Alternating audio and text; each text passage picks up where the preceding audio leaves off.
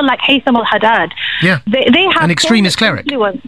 He's an extremist. Well, he might be an extremist in your opinion. Well, no, Aisha, anyone who... No, Aisha, come on, hold on. Here's where I'm going to have to challenge you. He is on the record, on television, refusing to condemn, on YouTube clips and others that I've looked into thoroughly, I can assure you, Haytham Haddad refuses to condemn female genital mutilation, and that is cutting off female genitalia in the name of one version of one opinion of religion. He refuses to condemn in the ideal conditions the hudud punishments, which is chopping off hands, lashing adulterers. You know, this man believes in the enforcement of medieval Sharia-justified punishments, barbaric punishments on people, but he says in the ideal caliphate. That's extremism, Aisha. But that is actually not the main issue. That really isn't the main issue. Actually, the hudud punishments and FGM, these are big issues, but they're not the issue. Well, Aisha, I tell you what, you're saying that's not a main issue. That's worse. You said it was unpalatable to work with the BNP to challenge far-right terrorism. The BNP don't believe in cutting off female genitalia. They're just racist. And I say that word just racist deliberately because when compared to chopping off female genitalia, the BNP got nothing on that. Haytham Haddad believes in unpalatable views. And if you're willing to work with Haytham Haddad to challenge jihadist terrorism, why wouldn't you be willing to work with the BNP to challenge racist terrorism? Because I don't think the BNP really would want to challenge racist terrorism. And you think Haytham Haddad, who believes in so-called enforcing so-called Sharia punishments... He's invested a lot. If you go on YouTube and look at some of his videos, he's invested a lot of his time, and he every day takes emails from people who might be, you know... Have you heard what, Aisha, have you heard what he says about gays? This isn't the way to challenge extremism, by bringing in somebody who perpetuates the very same extremist ideology but doesn't use violence yet to bring it about. Of course it is.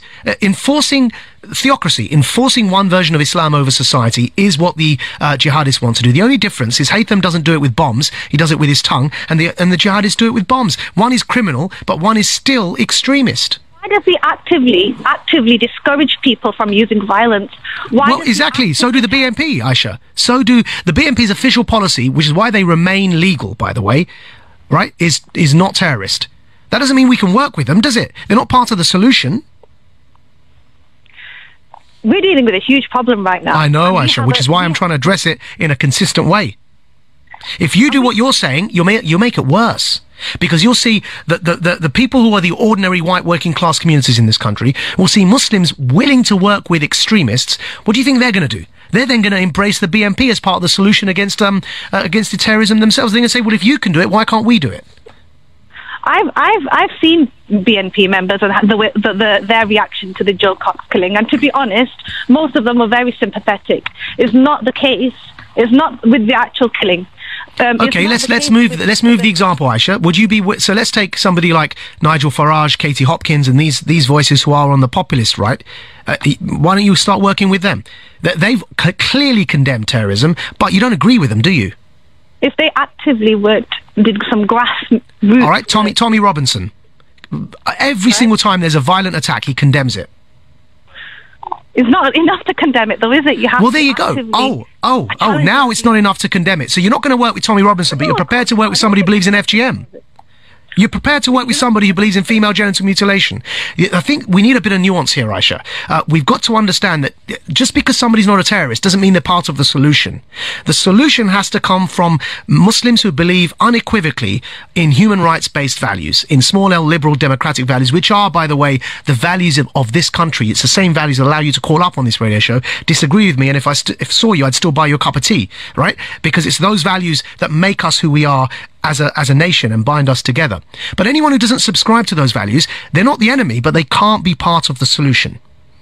It's a big shame because we want to be part of the solution. What do you mean we? You're with me, aren't you? You believe in liberal democratic values, don't you, Aisha? I am a conservative Muslim. I do believe in democratic values, but I don't completely agree with the liberal values because I consider homosexuality to be sinful. No, but that's fine. You don't want to enforce your opinion on others, though, do you?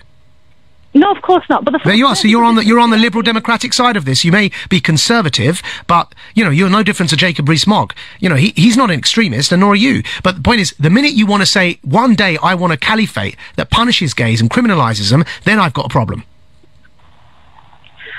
But that's not the issue. The issue is killing people. The issue do you aspire one day to a Sharia state that will criminalise and outlaw homosexuality? I do, because eventually I think that would be I don't actively aspire to it, but eventually, and you would know this because you're in Hizb, you were in Hizb. Yeah, and I reject all those ideas. And the difference is you don't. Would you? Okay, you aspire to one day. You aspire to a caliphate that would criminalise and punish homosexuality. What about adultery? Do you aspire one day to a Sharia-compliant state that punishes adultery? If the necessary the principles were in place, and then I would agree with that. But with punishing adultery, of course, I think adultery is disgusting. Yep. Okay, and what's the punishment? Okay, so. Look, as someone who's grown up in this country... No, don't look me, Aisha. If those ideal Sharia conditions are met, as you've just said, what should the punishment for adultery be? I'm not trying to evade your stoning to death. I'm not trying to evade your question. You believe in stoning people to death?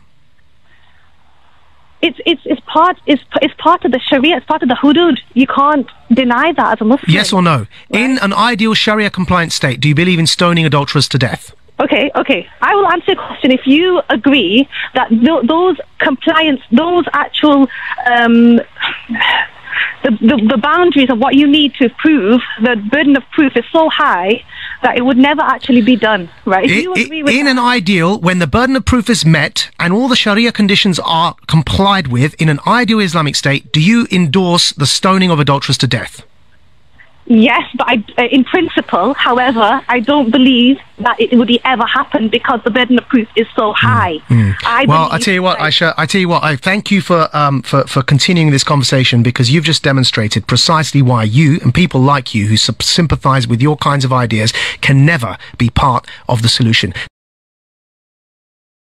You didn't frankly have the balls to put country before party.